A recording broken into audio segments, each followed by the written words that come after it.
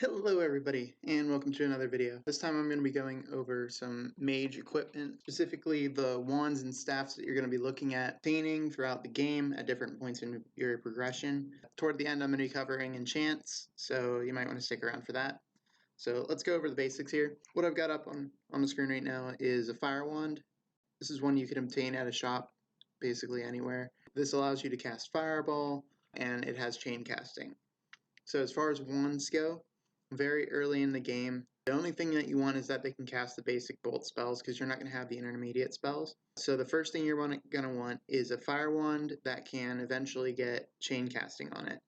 Chain cast firebolt is useful all the way through the game. There's no debate on that. It's just useful all throughout the game. When you start out, they give you, I believe, a beginner ice wand. Even that one's not bad. It's just chain cast firebolt is superior to chain cast ice bolt most of the time. You're not going to be looking to keep this for very long, but it is something to keep in mind. The chain casting upgrade, you only get to do this upgrade one time, and you want to get the +4 chain casting so that you get 5 charges every time you charge it. What you're going to be looking for is magic attack. The mana consumption is not bad for these, but the important thing is to get the chain casting upgrade. The next thing you're going to want to look at is getting a Savage Fire Wand. These are basically better in every way. They allow you to do full damage with Blaze, allows you to cast Fireball, which again isn't important at this point. At this point what you're looking for is a solid wand that you can use the bolt spells with. For a while that's going to be all you're going to be able to use. Once you get Ice Spear, once you get Thunder, then you're going to want to worry about a staff, but for now getting a Chain Cast Fire Wand is like the best thing you can do. The difference between this and the basic fire wand is that on crafting, it has a magic attack roll between 0 and 5. So it'll get an additional 5 magic attack if you get a max roll on it. And then, as you saw with the upgrades for the regular fire wand, there was no option to get more magic attack in the upgrades. But that is not the case here, as we have plenty of those. And then after chain casting, you can either go for the magic crafting artisan with Weiss, or the regular artisan. Rather than going for an artisan, there's a cap on all these stats. So for intelligence, the cap is 1500. Anything you get on the artisan roll isn't going to apply after you hit 1500. So at that point, it's a wasted upgrade. You might want to just go for the magic attack because this doesn't cap. This can keep increasing as much as you want. And once you have 1500 intelligence anyway, this is going to be the better upgrade. So that's something to keep in mind when you're looking at endgame gear, not necessarily at this point. At this point, you're trying to get to that point where you have the intermediate magics. So this is going to be looking at just increasing your base stats, and this one's probably the best upgrade for you. Moving up from the Savage Fire Wand, it's going to be the Celtic Tribolt Wand. So the Celtic Tribolt Wand, rather than 5 max, like the minimum roll is 8 and the max roll is 30. So right off the bat, you're already exceeding the limits of the Savage Fire Wand. But the downside is you can no longer cast any intermediate magics. Chain casting with the Divine and the Celtic Tribolt wands work for all 3 bolt types. So you're going to get 5 charges of Lightning Bolt, Ice Bolt, or Firebolt depending on what you charged. It doesn't work with Fusion Bolt unless you use it in combination with the Wand Ego as one of its ultimate abilities. The last wand that you're ever going to need is going to be a Divine Tribolt wand. And let me explain why. It allows you to cast Ice Spear, Fireball, and Thunder, also while having bonus magic attack higher than the Savage Fire Wand, but lower than the Celtic Tribolt Wand. And there's a reason for that. We'll get to it. It's going to be at basically the very end of the video. I'll explain why this is fine. This is still better than the Celtic Tribolt, and it has chain casting. So you get access to both intermediate magics and chain casting with the same weapon, and you can equip a shield with it. This is the best of every world, unless you're trying to use Blaze. The Savage Fire Wand's the best for that. This is by far the best wand that you will ever come by. It's also the most expensive. These things right here are the biggest issue. Those are not cheap. At the very end of the video, I'm going to be covering some additional information regarding enchantments for this, but we're going to move on from here. So something I wanted to talk about were the hybrid weapons. Chilean Mana Knuckles and Merlin's Chilean Mana Knuckles act as both knuckles and staves. So you'll see here that these are knuckles that can use all of the fighter skills, but also can use the intermediate magics. The downside to the Chilean Mana Knuckle is that you have to charge the element first. So you have to constantly use the bolt spells of that element until you have a fully charged element. And then once you have that charged up, then you can use that intermediate spell. These are basically trash now, and we can forget about them. Whereas the Merlin Chilean Mana Knuckles don't need the elemental charges, so you can use any intermediate magic you want immediately. Any fighter skill, any mage skill with one weapon. Here's the downside. This cannot be erged, it cannot be egoed. Does that sound like a lot immediately? No. It doesn't. But once you get to a certain point past the mid game, like Albi Advanced Hard Mode and Elite Shadow Missions and stuff like that, and you're making that step forward into like veteran dungeons or normal difficulty tech missions, like that sort of thing, these no longer cut it. Other mages outperform you with their staves. Anybody that has like a pair of demonic knuckles is going to outdamage your fighter. But up until that point, these are very, very good. If you're by no means trying to use these as your main damage source and you're using it more as like a utility, this is a good option as a secondary weapon that gives you a diverse skill set to handle multiple damage types, or stuff like Pika Dungeon, where you have ghosts that are immune to magic and cloakers that are immune to magic, and then you have the two different types of ghouls, and you have to deal with all these different damage types to clear the dungeon. These are a good option for that, especially in the early to mid game. So let's move on to just the staves, since we covered the hybrid weapon now. Probably something you would start out with is something like a Trinity Staff. These are pretty cheap. You can find them on the auction house almost all the time for less than $1 mil. They're dropped from ancient monsters, they're dungeon reward, shadow mission reward. So there's a bunch of different ways to get these. You have to charge with the bolts in order to use the intermediate magic skill of that type. So you have to use lightning bolt before you can cast thunder. It requires a couple of different casts. You can see that information here. This is like the lowest tier staff. When you first get your intermediate skills, you might be using this on foxes to train your ice spear by throwing a few ice bolts out and then just spamming ice spear to train it. Or something like that, right? That's the level at which this weapon is. I wouldn't be putting yourself into combat situations with this trash weapon. Just use it for a little bit, throw it off to the side, or use it as like materials for erg. So here's going to be where you first come into using the intermediate magics, and this staff will last you a while. Max magic attack roll on this is 8. It's crafted using magic craft, and unlike the Trinity wand, you can use all of the intermediate spells and all of the advanced magics with this with no charges needed. So you can use Hailstorm, Meteor Strike, Lightning Rod, Fireball, Thunder, Ice Spear, all of it. This is the base level weapon for any mage that's serious about doing magic. Once you outgrow your hermit staff, you're going to need to make a decision on what route you're going to take. The first one I want to cover is the guardian staff. This can have up to 10 magic attack, so it's better than hermit staff, and this gives you the option of using party healing. You have the original sin staff. This is the one I currently use because I don't major in mage, like that's not my main source of damage. Max roll on this is 11, so it's one higher than the guardian staff. You can use all the skills with this except for party healing. You can't use party healing with this, but there's one that is just like a fraction better than it. The Celtic Druid staff is slightly better. It can have a max roll of 12 magic attack, so it's got one higher than the original sin staff. If you've got an 11 roll sin staff, I wouldn't go into investing into building the Celtic Druid staff to try to get that 12 roll. The biggest difference between the original sin staff is that it has the mana consumption reduction. That's it as far as staves go. Now let's go over some enchants.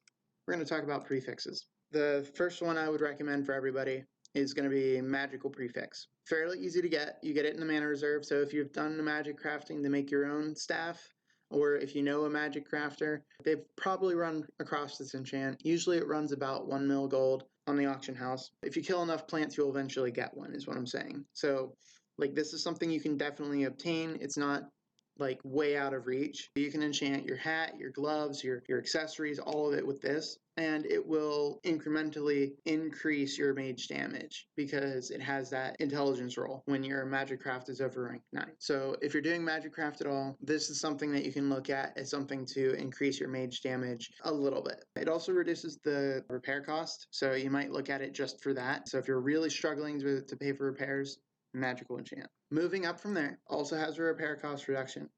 You're going to be looking at Scholarly. It's a prefix rank 7 and goes on regardless of rank, so you don't need to step this one up. It's available from Sire Advanced Hard Mode and Bari Advanced. Both of these dungeons, once you have your intermediate magics, shouldn't be hard for you. The Scholarly Enchant gives up to 8 magic attack. It also has its mana usage reduction, which only applies once you have 10 of the effect. So we'll have to go into set effects and other mage equipment to actually make use of this, but it is solid. Moving on from there would be the spiritual enchant. There's one in between I want to mention, and this is a unique enchant for just the original Sin Staff, where you can get 5 to 8 magic attack, 10 intelligence, minus 10 repair cost, and this is from a Gur grade. So this one is cheaper than the magical enchant and is a reason to go for the original Sin Staff over the Celtic Druid Staff, but there's better enchants in this. So if you're like, once you get to a certain point, you're going to erase this enchant off your original Sin Staff for one of the others. That's just how it is. Moving up from there, you would have the spiritual enchant, again 4 to 8, so it's very similar to the previous two. You can get it in Field Intermediate, Bari Advanced, Pika Intermediate, Albi Advanced Hard Mode. Albi Advanced Hard Mode is run a lot. You can usually find parties for it. And then like Bari Advanced drops Scholarly as well. So if you're running Bari Advanced, you have a chance at either one of these enchants. We're moving into the range of, these are things that will either break your bank or break your staff. We're moving out of the range of wands. For those players, now using Hailstorm as a very good damage source, or I'm using mostly Thunder. Now that you've reached this point in the game, you're looking for a little bit more oomph for your damage. You're going to want Enchant Protection for sure. I've had these troll me and not succeed like 10 or more times. They're really bad. The success rate's like 30%. Arcane is one of them. You can get this one from Albi Advanced Hard Mode, Coil Abyss. The other one that you're going to want is the Strange Enchant. And this one's from Coil Abyss, Rabbi Phantasm. You can also get it from Alban Knight's Training. 2 very good enchants. My advice is to stop there, but I would be doing you an injustice if I didn't mention that Encyclopedic didn't exist. Some of the requirements on here are a little bit absurd to get the stats. Rolls on Arcane are 10 to 20, right? But the roll on this one's 12 to 20. So you're guaranteed to at least get 12. Is it worth it for a 10 times repair fee, needing to get Dan 3 Firebolt and succeeding a rank 1 prefix, which is going to have about a 10% success rate and will destroy an item? I don't know if this is worth it, but the stats are there. So I don't know, but it exists. We're going to move on to the suffix enchants. So for suffixes, basically the base level for this, I would say, is intuitive. There's that mana usage reduction again. 4 to 12 magic attack. This can be used for either your wands or your staves. The only downside is repair times 2. And this one you can get from Fiat Advanced, which is where you can also get a few other enchants from there. The other option that you have is also from Fiat Advanced, and also from Rundle Advanced Hard Mode, depending on which one you want to run. There's that 2 times repair fee, 4 to 12, so it's basically the same, and wands or staves. And once we move away from the wands, and we go back to the point where you're looking to upgrade your damage, you're using like Hailstorm and that sort of thing as your mage damage source, using a lot of Lightning Rod, you're going to look at Dreamlake. This is from Pika Abyss, Rabbi Phantasm, Advanced Hard Mode. All of those you should be familiar with at this point. Like if you're at the point in the game where you want this, 8 to 16 magic attack. I don't even need to say anything more, and you're already like, I understand why you'd want this, right? 3 times repair fee sucks, but suffix rank 7 isn't gonna completely destroy your item if you fail. The success rate is still like relatively acceptable. It's around like 50%, I think. Don't quote me on that. It might be higher. But yeah, like it's already like this is pretty good. And then going up from there, you'd have Foretold, which is just the better version of Dreamlike. The downside, ×5 repair fee. So this one drops from Pico Abyss, Sire Advanced Hard Mode, Rabbi Phantasm Dungeon. A lot of the same places that you're going to find the other enchants, Dreamlike and the others. I mentioned at the start of the video, basically, about the Divine Tribal Wand, how we'd mention that again. Suffixes. It has a rank 5 suffix that's unique to it only, and this is, as far as I know, the best enchant for any magic weapon in the game. It also is the worst enchant for magic weapon in the game. ×10 repair fee, but also 15 to 30 magic attack. I don't know any other enchant that gives this much all at once for wands or for any weapon. There's a few for accessories that can compete, but this is like the enchant. So this is why the Divine Tribal Wand is really, really good, is because you can put this enchant on it. You can only get it from the Sylvan Dragon Raid, but like if you've already got a Divine Tribal Wand, that's nothing. And so as far as special upgrades go for wands, for the Savage Fire Wand and below, you're going to want to go blue upgrades just to get more magic attack in there. As far as the point after that, once you get to the Celtic Tribal Wand, if you get a good roll on that sucker, go red. There's no reason to go blue at that point, just go red. Get the extra crit damage. It's going to increase your DPS overall significantly than having the bonus magic attack from the blue upgrades would. And that's like kind of the line I would separate. For staves, I would say your Hermit Staff, go blue, because it's going to be your starting out. You're going to want that extra like just base damage. And then once you finally get into using like Lightning Rod and all that, and you're looking to upgrade your staff, you get the original Sin Staff, you get the Celtic Druid Staff, like whichever one you go for, that one you're going to want to go red.